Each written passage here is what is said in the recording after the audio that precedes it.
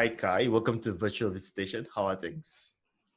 Hey, Dalif, how are you? I'm actually quite good. Excited that you actually invited me to this. Kind of a surprise as well. Actually, I thought everyone forgot about me. No, actually, what far from it, and I'll tell you why. So I'm not gonna like elongate the story or like make everyone wait till like the actual reason, but in the past few sessions that I had with like some of my friends, I credited you as the guy who brought me to my first local show. Oh wow! Oh wow! Thanks, man. Oh wow, that was ways back. That was when we were together in PLC, man. Yeah, dude, precisely, and here's the amazing thing, I would say that in a way, like I have to thank you because like back then, based on where I came from, like before I went for national service and everything, like most of my friends are either not locals or they have no interest in Mm-hmm. like rock and metal. And then when Right. we were both like in the same camp, and the funny thing is like we were both in SMTI, but we're not in the same platoon, so we never Right. really Right. speak to each other.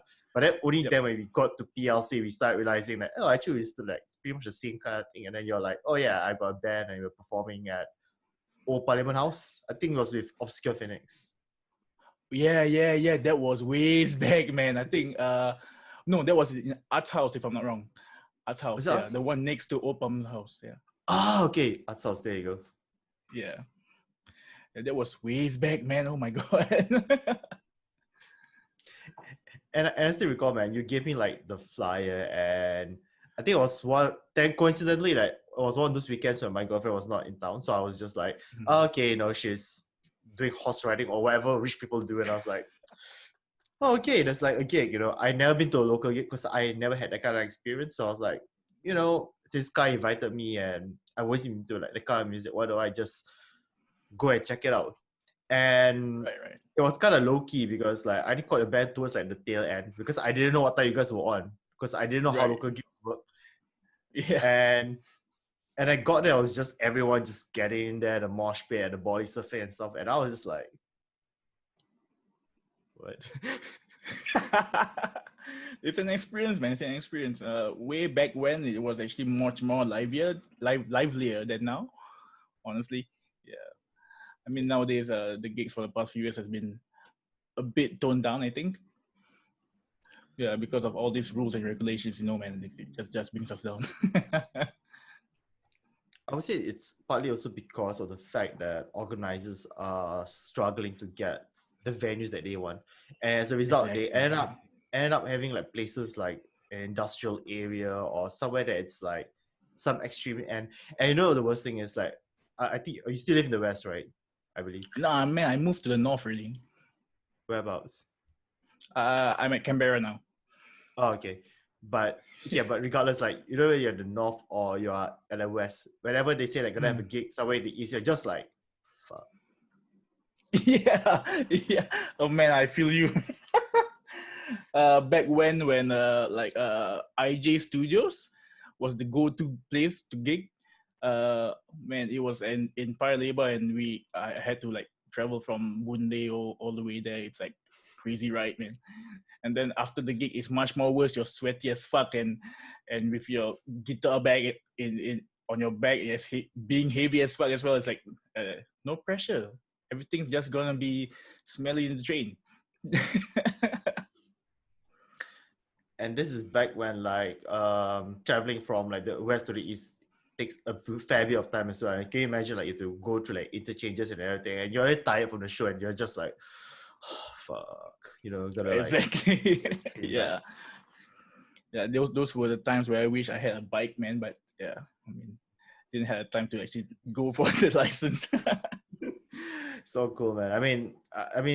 What can I say, man? I guess like especially for people around our generation, we kind of learned it the hard way where like we know the fact that if you want to go for a show, it really meant something to us because we're making the effort to it, as opposed to like now where actually I would say now, like during that period of time where there are so many shows taking place and everyone just take liberties of what shows are taking place. Now that there are no shows, now everyone's just like, oh, I want to go to a show.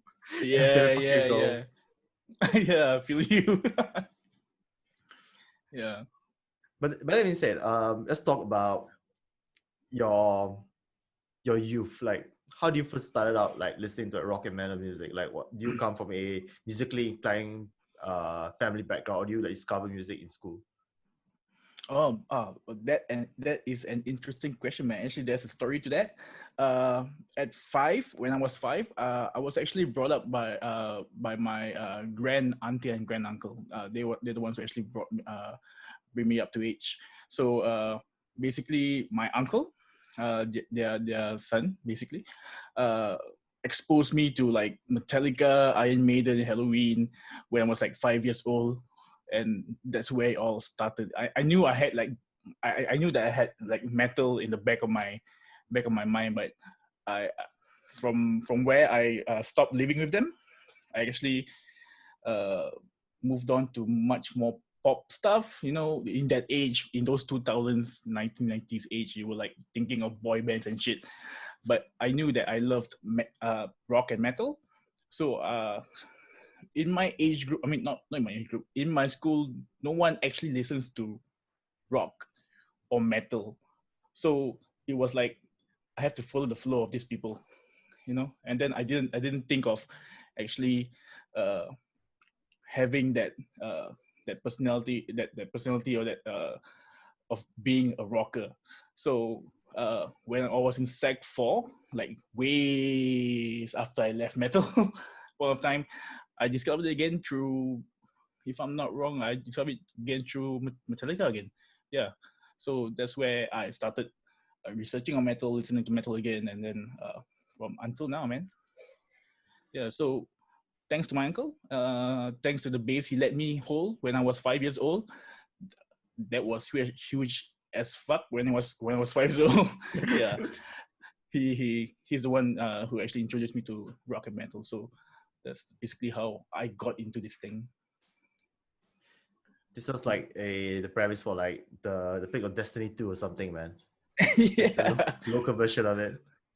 yeah, something like that. I mean, I was actually quite blessed with actually having a cool uncle.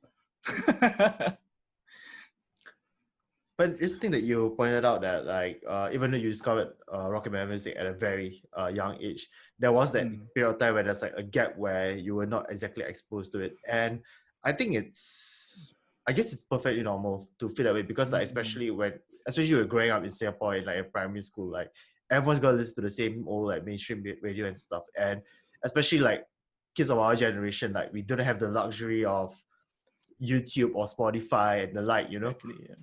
Even like radio shows like Vicious Volume, they were not there at a point of time, so we could not like get our dose of rock and metal music.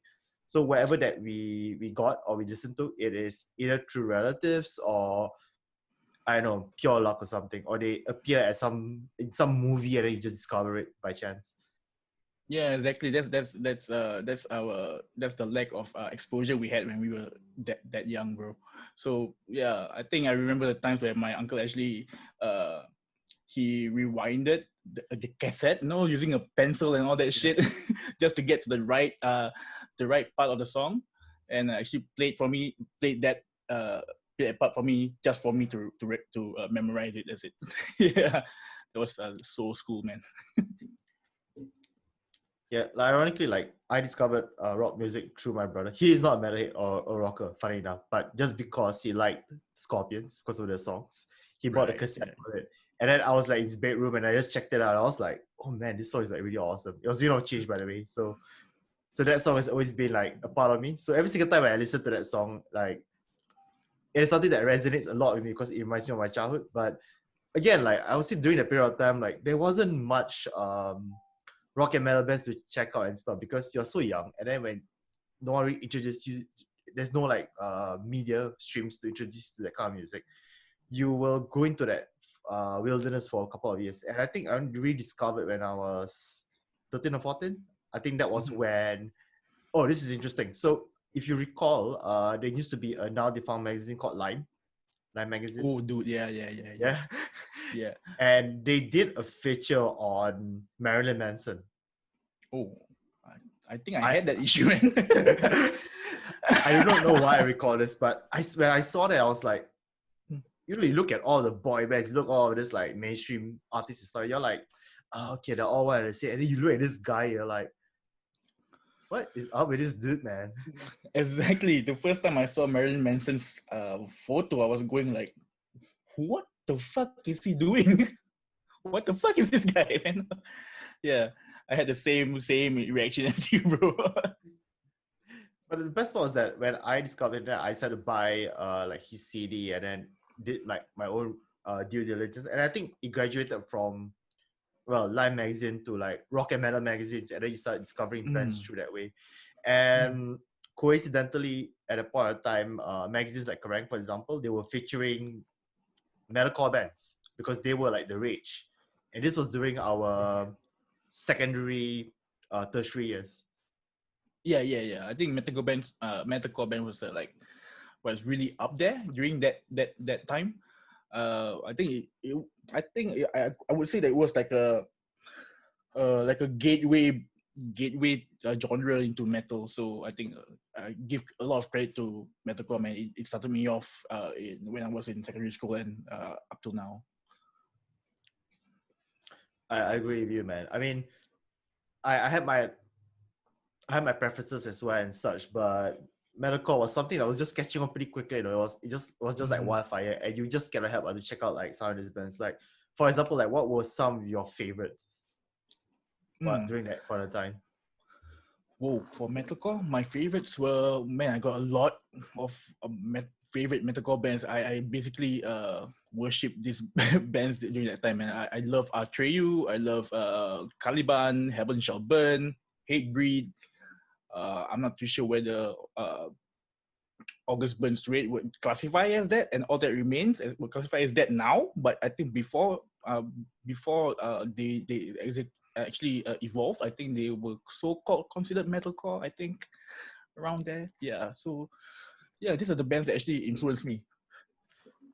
I guess you kind of count them as such because I mean they may not sound like the exact elements of what metalcore is, but these were Mm. like the bands that were associated with that genre at that point of time. You know, Yeah. Exactly. but man, So like some yeah, of these names that you mentioned, like I've not heard of Caliban in quite some time, man. yeah. I think the last album they released, I actually follow up on them. Like a few years back. I think the last album they released was in 2018 or 2017. So yeah, actually they evolved quite a lot as well. I think. Yeah, I mean not the same. I mean metalcore won't be the same anyways. Yeah. Yeah, it wouldn't be. So I think some of these bands, I think they even evolved like over the years. Like either they graduated to a more mainstream sound, or even towards like technical depth, for example. Right. But there's one other band that I was listening throughout the list of the bands that you mentioned. There was one band that was not in that list, but I will say it out. One of my favorites was Bleeding Through. Oh, dude, this ain't true. Oh yeah, they were a big influence on me, man. They were actually a big influence. I really love their song, Sister Charlatan. It was an awesome beat with that groove in that song, man. I love that. And it was kind of funny because initially I was kind of skeptical of metalcore because I felt like, I mean, I was really into like extreme metal by then, and metalcore was just something that didn't sound too heavy or something like that. But when I listened to Bleeding Mm-hmm. Through, I was like, yeah, man, like these guys, like they have the complete package, man. They have great vocals, the Mm-hmm. melody is tight, and everything just like falls into place. And then I became a fan. So I don't know what has happened to them. I think they had a break or something, but I really hope that if there's gonna be a revival, let it be Bleeding Through. Yeah. I think they're still on a hiatus since way back when. Yeah, they've been saying it's a hiatus or something like that. I'm not too sure whether they're coming back, bro. Well, I mean, the world's gonna come to an end, man. We can all dream, I suppose. Yeah, exactly. But speaking of bands as well, like I'd like to know like what were the first bands that you were in? Because just to recap, like I'll just rattle off like the bands that I know that you were in. Mm, So mm. you're currently in Heremod. Yeah. You were involved in Dyeth, Yes. and there was Obscure Phionix as well. Right. Is there anything else that I'm missing out here? Oh wait, let me think. Uh, I think there actually is a band that I was involved. There are a few bands that I was involved with very briefly, basically, but I couldn't commit to because of the time that I had with like my main bands like Dyeth and Heremod. There were. I think one of them was called Death by Clowns. It was, we never gigged before. We never went to a performance before. Well, we were just writing, and then everything just fell out of place, man. Just because we graduated from IT, and then we just parted from there. Yeah, yeah. But that was the first band that I was doing vocals for, if I'm not wrong. That was when I was still in Obscure Phionix. Yeah, not Dyeth. Yeah. Yeah. So Devil Clouds was like the first band that you kind of like dabbled your hands in. Yeah, dabbled my hands in vocals, basically. Yeah, I was in Obscure Phionix in that time. Basically, it was like 2 years into Obscure Phionix that I actually joined Death by Clowns. Yeah, yeah. So for Obscure, like, you're doing guitars, I believe. Yeah, I was doing guitars and actually backing vocals. If you know, Meow was actually the vocals for that band. So yeah, and then actually basically, yeah, if you do not know by now, I think Meow is my cousin, actually. in real truth, Meow is my cousin. Then yeah, we actually so-called re-met. I haven't met my cousins at one of time for a very long time, so we actually re-met when I was in ITE. So that's where everything just started and got rolling. Yeah. Which I think is really cool, man. Like, I always find it really, I think it's really awesome when we have family members, be it like siblings or like relatives who are into the same kind of music as you do. Because on one hand, like, I think this is something that you guys can relate to, and especially with family gatherings, like you can just meet up and just like talk about music and everything. Yeah. But also at the same time, there's this instinctive telekinesis between the two, where you guys can just like read off each other and know what really works and what doesn't as well. Yeah. There were times like that especially when since I'm actually backing doing the backing vocals as well. Yeah, so I know when to come in and when not to actually disturb the main vocals. Yeah. Unfortunately, there's no one in my family who does like that kind of music. So I think that's a good thing as well, man, because it'd be so weird for me to bump to one. Although I think I did have, like, I don't know, someone probably that went to the same show as I did, and they said that they saw me, and I'm just like, okay, whatever. I don't know.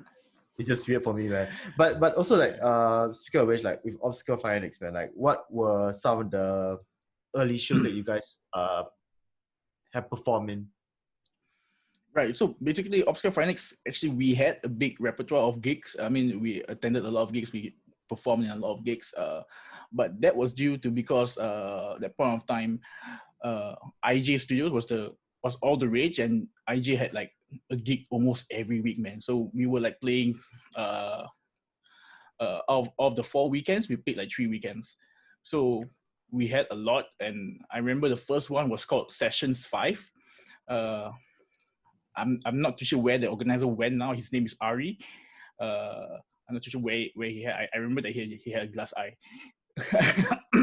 Yeah. So yeah, thanks to him, we actually. Yeah, man. So basically, shout out to him to actually let us be in that gig and actually start off from there. Yeah, and then it was like week after week after week, then rest, and week after week after week and rest, and it's like it was crazy, bro. It's like you're being detailed out for like field camps back to back, man. Yeah, exactly. My God. You know, I just had to drop it like an army reference somewhere, man. I don't know why, but that's how it feels like. It's like you go for like a 4-day, 3-day field camp, and you come back for 1 day just to shower, and then it's like off to another 4 days. You're like, man, you and I, we experienced that, bro. We were field camp medics of that time, so we are always arrowed to do something we don't want to.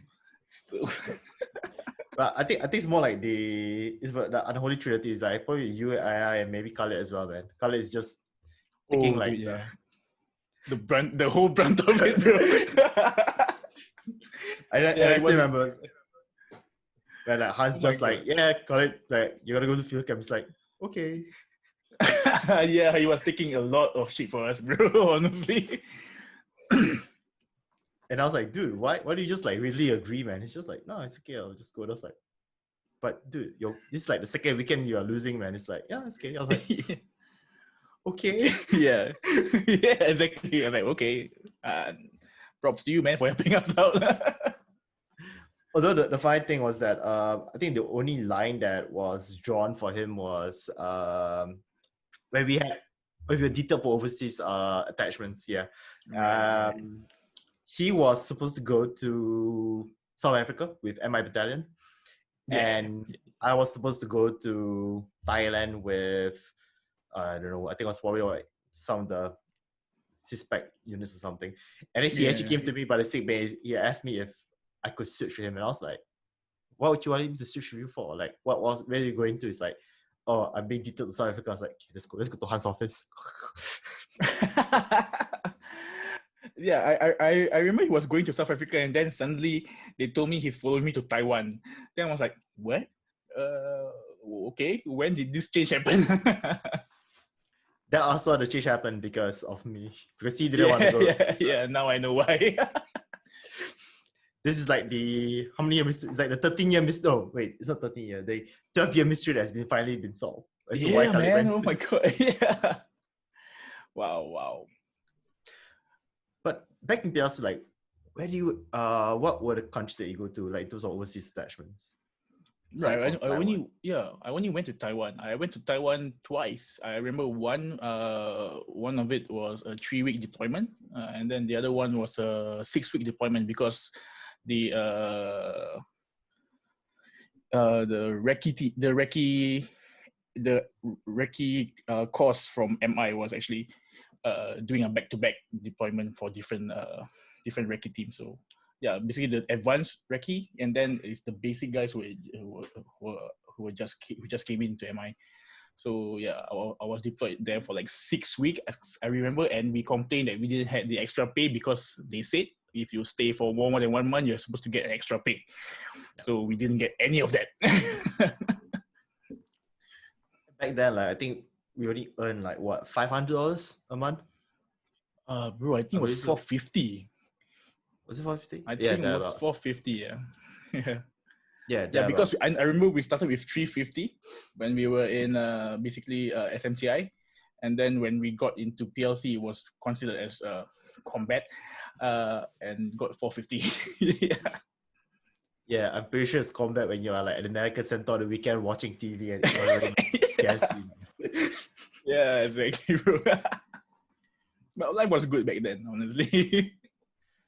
I suppose so, man. I would say that, to be honest, I feel that I know that some people say, "Oh, national service is bad, that national service is this and that," but I try to see the good side of things. That it's all about like making the most out of it because you cannot escape it. Like it's 2 years, man. It's there for you to do. And initially, I did struggle because of like where my background was, and I didn't really know people. Like I would say that most people like they kind of know each other because of school, like be it secondary or like Yeah, yeah. pre-U and stuff. But I didn't know like anyone at all. And I was just like fish out of Mm, water, man.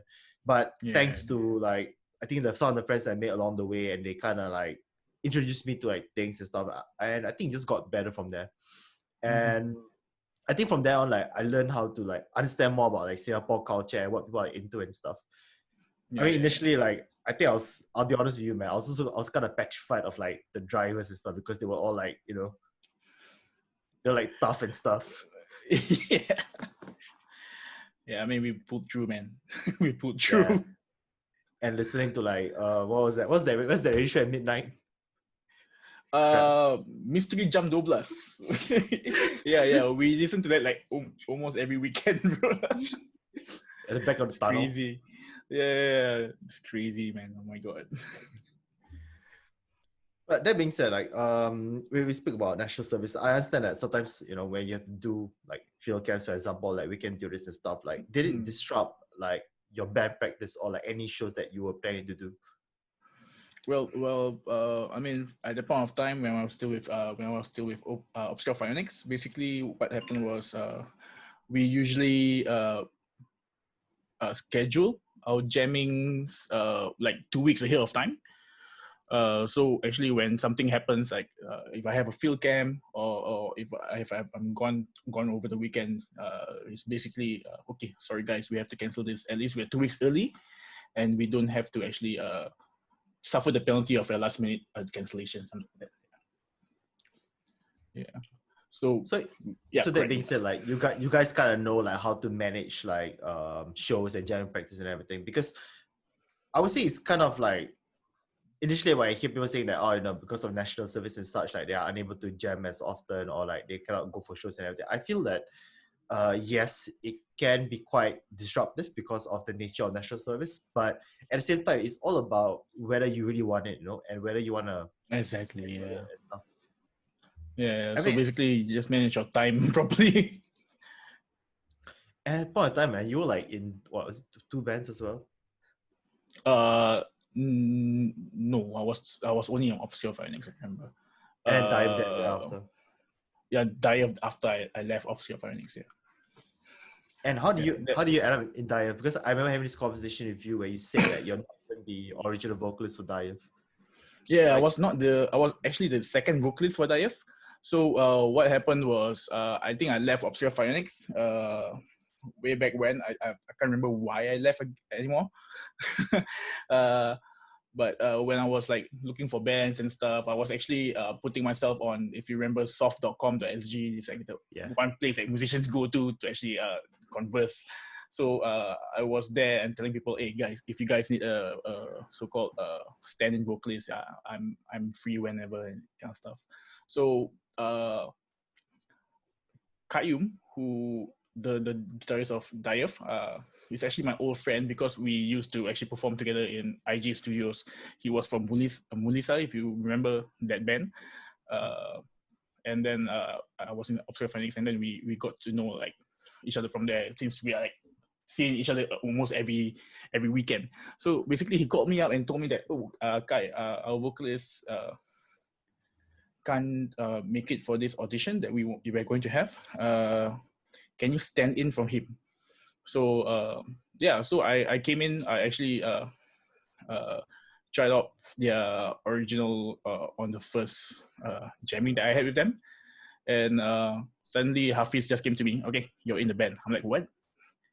I thought I was a stand-in. Why am I in the band? It's like, oh no, our vocalist just told us that he's leaving and stuff. So welcome to the band. I was like, what? It was a total surprise, bro, honestly. Yeah. And then next thing you know, like you just pursue with them. And for some reason, like for me, I always associate like Dyeth with you, because like that was like the band that you were primarily in as well. And and I could see that you guys were like really very serious about what you do, and were very passionate about it. So much so that when you guys decide to take the next step towards for the progression of the band, you decided to audition for Baybeats. Yeah. Basically, yeah. So I told them when we were getting more serious about it, I told them that, guys, we need to record something just to make ourselves be heard out there.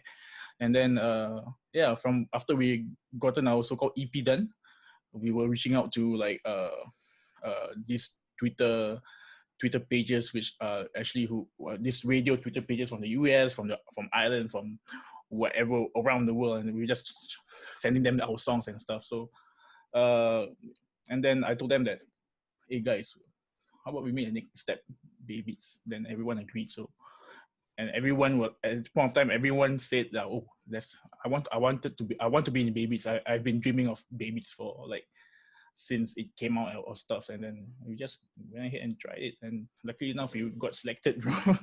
Yeah. That's an interesting thing that you pointed out as well. Like you said that, like for people, especially the music, local music community, like the main, I would say like they know that they kind of made it if they are able to perform at Baybeats, because that is like it's an annual festival for one, and it's an opportunity for them to be seen by the general public. Because for one, for those who do not know, like Baybeats is like a 3-day festival where it's free and people can just like walk in and out and just watch the bands as they perform. Yeah. And it was, of course, like I think even as the gig goer, like you start noticing like people that have not seen in quite some time. Yeah, exactly. And everything. It's like what do we call like a reunion dinner of like the community, you Of know, where you sorts, just bump yeah, into yeah, people. of sorts, yeah, exactly. And then you see your friends It's performing really, your stuff. And you're just like, oh man, like I would say that you're not the only person that I know from like my national service days that was performing at Baybeats. Hannes and Isa as well. oh yeah, Hannes and Isa also made it as well. Yeah, they were awesome, man. I didn't know that Hannes actually played bass until I saw him play bass. I was like, oh wow, okay. What's the band? Sub Shaman. Yeah. Sub shaman, yeah, sub shaman. Even I didn't know, man. He was so unassuming. I was just like, and then like I kind of like guessed as much somehow. But then when Hannes was in the band, so I was like, what? Yeah, exactly. Okay. He was like so low key that no one knew, man. Yeah, It's always the silent ones that shocks you the most, man. exactly.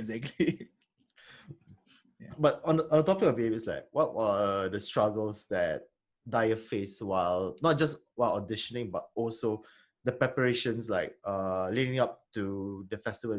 Like I understand from some of my friends, they said that like some of this, I'm just gonna say as it is, like some of these mentors were not exactly helpful. They were kind of just missing the point altogether and such. And there were occasions where they feel kind of disheartened or they were having like second thoughts of wanting to perform because they thought it was not what they perceive it to be.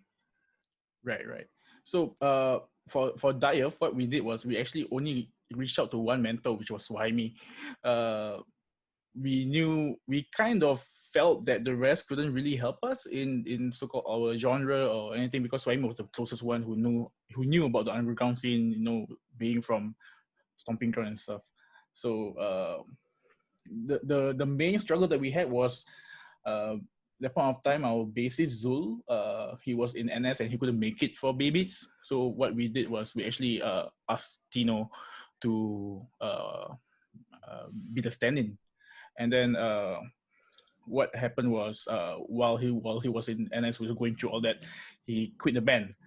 So if then we told ourselves that hey, after Baybeats, who's going to be our bassist? There's no one's going to be a regular bassist for us.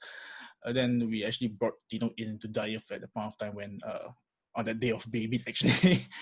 Yeah, and then the other thing is that Swami was actually quite an influence to us. So we actually brought him into our jamming. We listened to his advices and everything. I told him the one thing that I was freaked out about every time I perform is I couldn't look into the crowd's eye.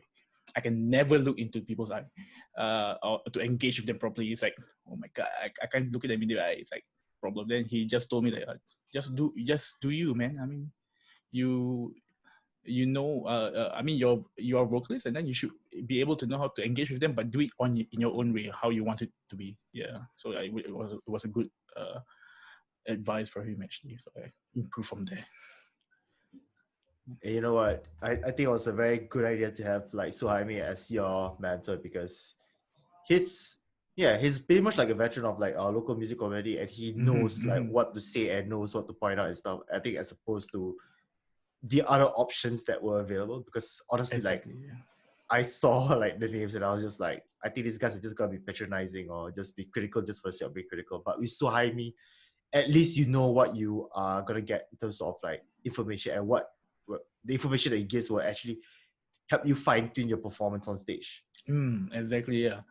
We are so indebted to him with giving us advice and stuff. And he even even before we came out on stage, he actually texted us and he said, "Hey, good luck, guys. Remember my advice," and that kind of stuff. So it was actually a good mentor in my view. The rest, even though they had like critical success with other bands, we don't really think that they were kind of can click with what we are trying to do. Yeah. I think it's the important thing as well, like at the end of the day, where you know, yes, you may be good at your craft and you might have a following in the local scene, but in order for you to improve yourself and actually to be better, it really helps to take advice from someone senior or someone veteran because they know like the crowd reactions better than you do. And I think that's like some of the reasons to why like some of these bands they don't have kind of longevity because they don't understand crowd psychology, so to speak. Right. And I think that's the most important thing. Like musicianship is one thing, and having good songs is also another thing. But at the end of the day, it's how you engage with the crowd. This is not like your mainstream radio kind of music where like you can just play or repeat and then people will just be In having love the with you. yeah, it just be stuck in their head, that sort of thing, you know. Like for rock, metal, punk, whatever it is, it really boils down on crowd interaction and how you are able to capture the imagination and the attention of the crowd. And if you Yeah. cannot do that, you can be the most technically proficient stable of band line of musicians that can rival like Dream Theater, but if you cannot like get the crowd's attention within 5 seconds, then I think how the battle is lost, you know. Yeah, exactly. I agree with you, man. It's all about the connection with the crowd. Yeah, it's just being humble and stuff. I mean, I get that some people do want to show off their so-called popularity and stuff, but I mean, I do feel that way sometimes. But I mean, if you're not humble with the crowd and you don't so-called be real, it just boils down to a lot of problems later on. I agree, but I'll also say that the show that Dyeth performed at Baybeats, man, like you guys did it at the Powerhouse stage. There's no longer Powerhouse stage anymore, man. So can you Yeah. imagine like the Powerhouse stage was like the place to be where, in terms of like best performing. Yeah, exactly. It was the place to be for all the so-called budding metal bands that were coming up at point of time. I was actually very thankful to Metaverse Cedric. He actually brought they were the ones who actually were the first metal bands who actually got accepted in Baybeats in like 2 years before Dyeth. So I mean, they always actually opened up path for us, man. So then after that, like all the metal bands were like coming in every other year. It was so cool. So they pretty much like broke the ground for the rock and metal community bands, so to speak, in Singapore, where the moment where they got invited to perform at Baybeats, like I think it just changed the game, so to speak. And you know what? It Yeah. really shows because like when you bring the rock and metal crowds for a festival like Baybeats, like you're getting a lot of people turning up as well. Like I remember when I went for my first Baybeats, it became I don't know what happened, man. It was supposed to be there to like enjoy the music and the bands, and it turned out to be a beer picnic at the side. That happens, bro. Yeah. Yeah, someone brought in like I think they brought in like a cooler full of beers and everything, and we were all just like chilling in between sets, and it becomes like a family affair, like I say, you know. And I think that's the one thing that I really appreciate about the rock and metal family in Singapore, because we treat each other like our own like blood, you know, like our own like Yeah. kin as well. And when we see our friends performing and such, we're like, oh man, our friends performing, like let's go and watch, you know, like whatever. If it's gonna be 11 p.m. so big, like, we gotta go there and just support. Or even if you were to perform at what 6 p.m., like even if you're the first band, you always have your friends there to support you. Yeah. Exactly. I mean, yeah. I mean, Dyeth was the first band to actually perform on a Sunday, so I feel that, man. So like I was actually weren't really expecting people to come in at 6 p.m. Especially when it's still light out. It's not really dark at the point of time. So yeah, I think after our first song, we ended our first song. Basically, we see familiar faces all around us. It was damn cool. And I saw you at the very front, bro. Thanks for that, honestly. No worries, man.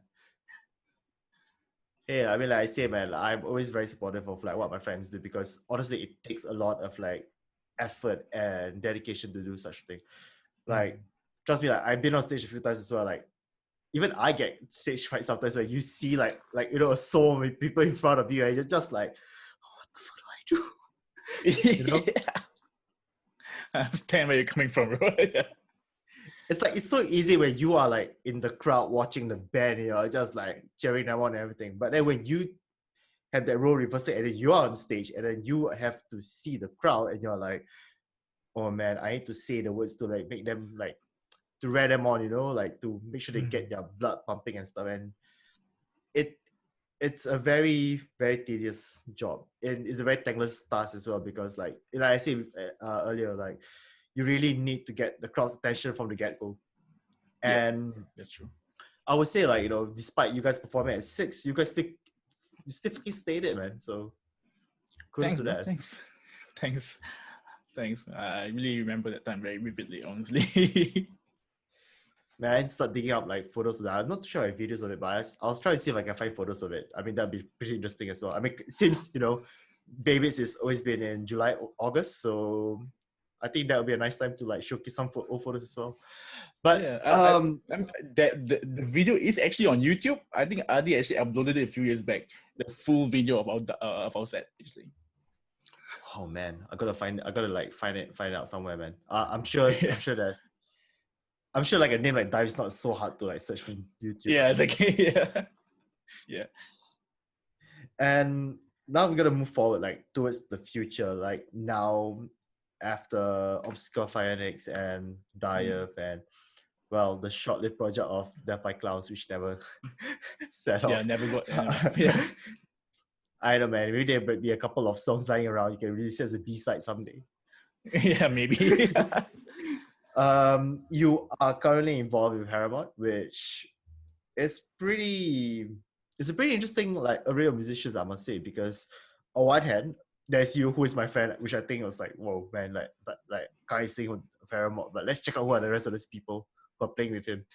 And then you have guys like let's see, Alfie on drums. Yeah. Is it? Yes. Elfie on drums, yep. And then you have Toff. Yep. Toff on guitars. Yeah. And okay, now you need to fill in the rest. We have Elfie on drums. We have Toff on guitars. Azman on guitars. Currently, our bassist is Wali. We had a few bassists change. I think basically because no one could really actually be committed at that point of time. So Wali is a friend of Azman who actually agreed to be in Heremod. And then not forgetting Saiful, he's our drummer as well. So basically, Heremod has 6 members with 2 drummers. How does that work, man? Are you guys slipped out or something? No. So how it works is that Saiful being the crazy blast beat double pedaling guy, he does the faster stuff, the straight up faster like death metal grindy shit, and then Elfie is doing more of the groovy stuff. So that's how we actually split the drummers for now. Yeah, I think it's no secret anymore. Yeah. So it's more like a rotational sort of thing. So like for like songs that require like a badass bit or like a furious like array of like battery, like you get in like one drummer, and then like if it's like a slower, easier going song, you get another drummer, which is a very interesting thing to put up, because like drummers are like in a traditional like band setup, like drummers are always like just the one guy who has to do both. But for Heremod, like you guys just switch it around, which is gonna be interesting, especially when you do shows like. Yeah, so actually we haven't done that in a show. We haven't switched drummers during a show before. Saiful being the original drummer for Heremod, which is why we credit him into some of our songs and everything. So, which is why we want to still keep him around, because the older stuff of Heremod and the newer stuff that we are actually writing right now are basically off the chain. Something that Elfie couldn't keep up with, but Elfie, he has his like his grooves and everything is basically a bit more better, as I say. I won't say that they are not good drummers, but like Elfie has that groove where since he was in like Age of Symphonia and stuff, he knows a groove with the drums and everything. So he was a perfect fit for Heremod at that point of time when Saiful decided to stop music for a while. Yeah, and then since Saiful is back, we got them both together to be in Heremod. Yeah. And it's pretty awesome. Like it's always okay. I mean, it's fine to have like more than the traditional like 4 to 5 members in the band. Like you can always like switch around and stuff. And I think in the near future when Heremod like comes out with maybe like an album or start doing shows, back when everything is like like this back to normal, it's gonna be like a pretty intriguing sequence of events, because like you can always like just switch things up without people knowing. Like it could be Saiful on drums on one show, or it could be like Alfie on drums on one show, like, or you can even have both, and people will not even expect it to happen. People will be like, what is this? Yeah. And I think that's the whole idea about being in a band or like doing like a local show. Like, it's all about having fun and being experimental. Exactly. Which is I mean, it's something they haven't done before. I mean, I'm quite excited to see it happen also actually. Or you can just have like Alfie like hanging upside down and playing the drums, man. I don't know. Oh, dude, that would be crazy. Alfie's gonna kill me for this, man. He's gonna be like, this is not the stuff. This is not the thing that I signed up for, man. But finally, that being said, before we end the conversation, like, what are some of the craziest things that you have done on stage? Ooh, wow. I haven't done something as crazy as pulling my dick out, but I won't do that. Basically, yeah. So I think the craziest thing that happened on stage ever was when actually Dyeth went to Sabah. Dyeth went to Sabah and for the second time, and what happened was we actually kind of killed it on during the first time we were there, and people got word of us. They were like calling us the Singapore's Black Dahlia Murder and shit, and it was like crazy as fuck. And then no pressure, man. Yeah, and then the second time we were like, oh dude, we have to I think it was straight after Baybeats. We actually did our so-called EP our EP release at like in Sabah and then in Singapore after that. So what happened was before our set even came up, that bar or that club was actually full of people. Right? You're talking about 200 to 300 people in one tiny space. So when we got up, everyone just rushed to the stage. People were sitting by the edge of the stage and everything, and people will push in front, and this poor girl almost got crushed, bro. Honestly, yeah. So yeah, I think the craziest thing was actually the crowd was so crazy that we couldn't actually control them. And then we were like, oh dude, we gotta stop for a moment, and then we just like tell them to relax, chill. I think that's the craziest thing that ever happened. But anything other than that is basically normal. I think normal for any stage presence, for any vocalist could experience. Yeah. That was the craziest. People were getting pushed, they were getting trampled on, and then we were like, oh dude, we had to stop for a while. We got to get them up and keep them safe and shit. And yeah, this girl was basically very so-called in a tight space, and I actually got her up to the stage to actually sit, so she wouldn't get actually trampled on. So yeah, it was crazy. Do you remember your pen model at the point in time? PEM model? Mission assessment model. I don't think so. So if anyone will get crushed now, I will tell them I'm sorry, I'm off duty. Fair enough, man. Yeah. You know, that's something as well. Like, I remember there was this show at Home Club, I believe. Yeah, I was at Home Club, and then I think there was a bit of a ruckus going on, and someone got hurt really bad in the whole melee. And I was at the show, and ironically, like, there were two other guys who were also medics. Oh, wow. And we literally had to do like a P1, P2, P3 situation, man. We're like, okay, let's do seriously? Yeah. Bro. Oh, and actually talking about that, yeah, one of the other craziest thing that happened to me was I actually fainted. I half fainted during a set. Okay. That was with Dyeth, I think at I forgot the club at Serangoon. I forgot Serangoon or something like that. It's near Mustafa. So yeah, I think I did not eat for the whole day, and then I was waiting for the band to actually come, and then we eat together, and then they were late and shit, and then when they came in, it was like, hey Dyeth, you're up next. Oh shit, I haven't eaten. Fuck it, let's just go for it. And then when I was like pulling my high notes, I was like, bro. And then I was like, shit, I fell down. What the fuck happened? And I just put the mic up to my face and then just started kept on screaming, bro. That was like, oh my god. Was that the show at let me try to remember this. I think it might be Roller Road. I think you said it was like near Mustafa. It might be like Roller Road or something. I think so. I can't really remember the name of the place now. Yeah, I think if I dig it up, actually, I would find it. Yeah, but I can't remember it now. It might have been, man.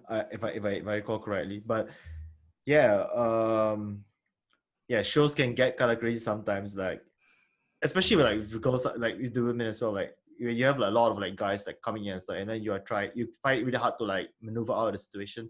There will be Mhm. situations in which like you might get trampled on and stuff, and thankfully, like I would say that by and large, like our local crowd, like we try to take care of everyone around us. Yeah, yeah.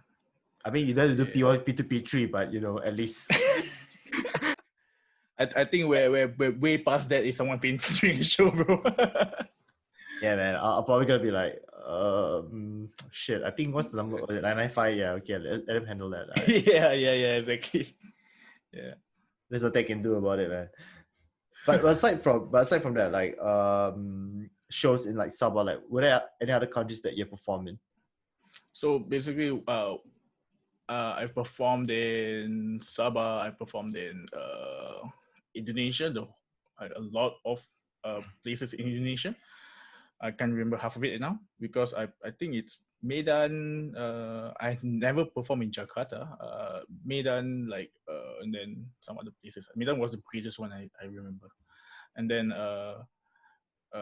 for Malaysia, it's basically just KL. Yeah, we were booked for many other places. Actually, we were booked. Dyeth at a point of time were booked for Ipoh. We didn't manage to go there, and then we were actually booked for Ireland as well for about 2 weeks, but we couldn't get the leave for it. So it was actually cancelled because we couldn't find the time to actually go there to actually have our time there. Yeah. But who knows, man? Like in the near future, like maybe you could do so with like Heremod, man. Because I would say that the amazing thing, like for the past few years, like I've seen like quite a number of Singapore bands that have been performing abroad. Like aside from aside from say Wormrod or Impiety or even Rudra, like you have like guys like Xanadu and the like, or even like Trubino, where they perform at places such as Taiwan or Australia and stuff. And I think in this day and age, especially with like social media, like it's really easy to get the word out for your music, and people, especially like in other countries, they are very receptive towards like foreign bands performing in their country. Right. I understand. Yeah. I'm kind It's of cool. amazed by the fact. I'm kind of amazed by the fact that Malaysia, like outside of KL, there are like places that are having performing spaces and actually have like crowds that will want to watch rock and metal shows. Because again, like I am not too familiar with Malaysia.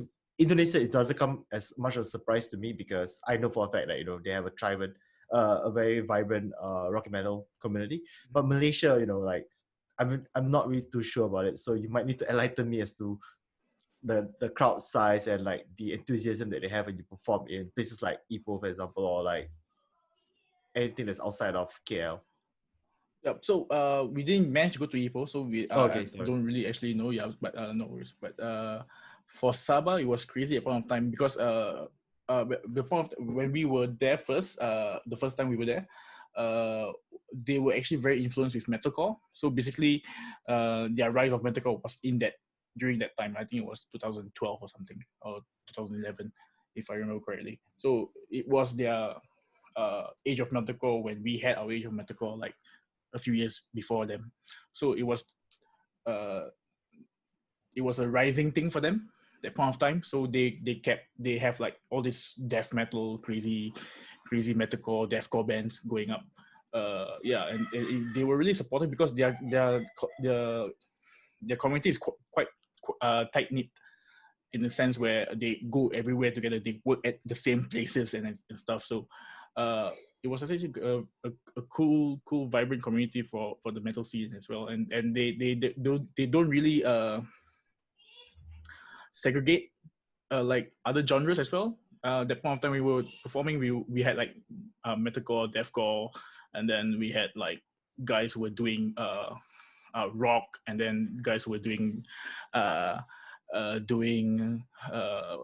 do you call it, experimental jazz or something like that. So it was super cool. Yeah.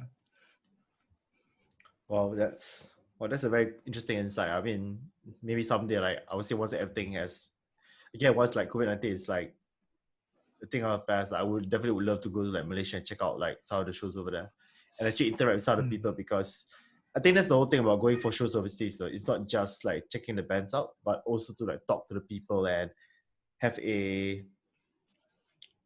good understanding of what they're into and how they discover music as well. So who knows, man? Like maybe that'd be a great opportunity.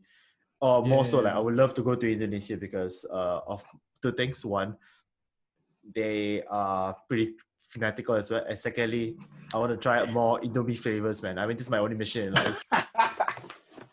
Bro, yeah, I agree with you, man. If you ever go to Indonesia, try all the flavors. Bro, they're crazy, man. They have like rows upon rows of Indomie, honestly. Right, man. I swear to you, I think if I were to go to Indonesia, I might just like fucking stockpile the whole thing, man.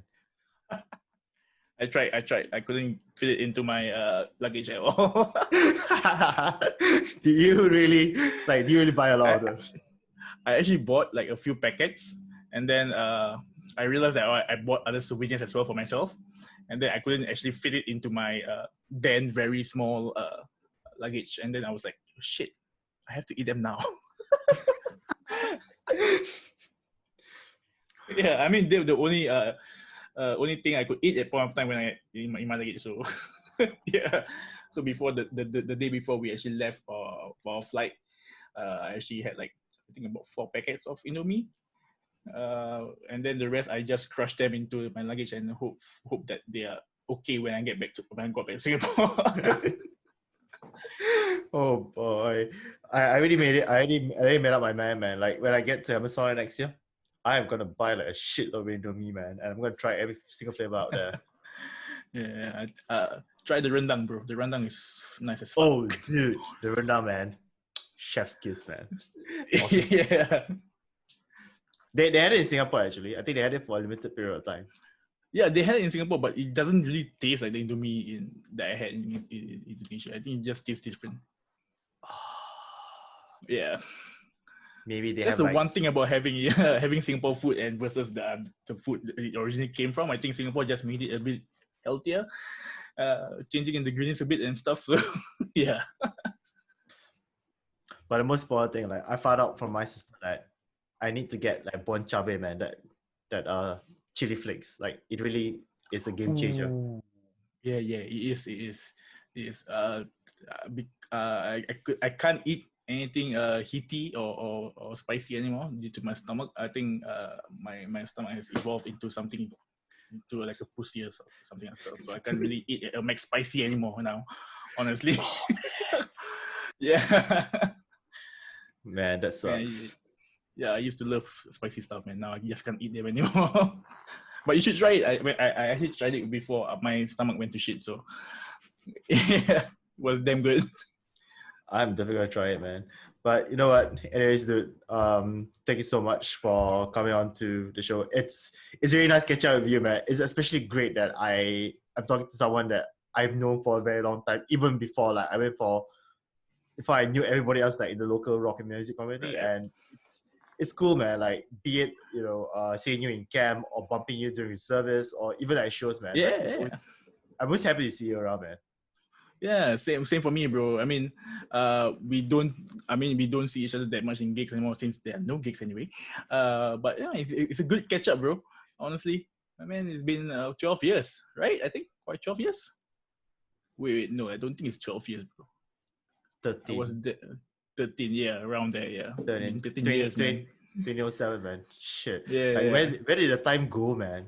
Exactly, right? Exactly. Like we used to be baldy fucks, and then now we are like we're tubby fucks. A bit. Exactly, bro. No change in the stomach. Nope, not at all. You know why? You know why? Because I keep going to the canteen next to the medical center every night. Bro, we're guilty of that. All of us are guilty of that, bro. Shout out to PLC, yo. Yeah, exactly. PLC Medical Center, all the way. This this episode is sponsored to you by Pasilava Medical Center. Bro. Fucking dead, man. Anyways, man, nice talking to you, man. I'll see you soon. Yeah. Okay, bro. Take care, man. Cheers, man. See ya. Bye. Bye.